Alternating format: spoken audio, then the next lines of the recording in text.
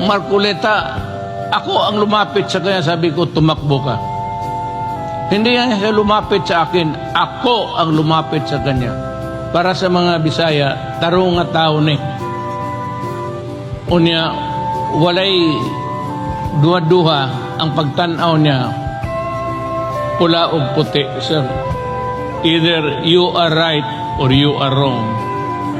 Wala siyang compromise dyan. Kailangan ko yung matitino na tao na marunong pumiyak. Hindi lang inadadala sa pera eh.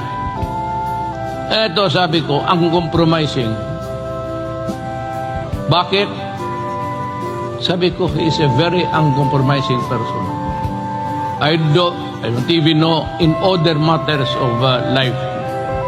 Pero he sees the world in the eyes of black or white, rather.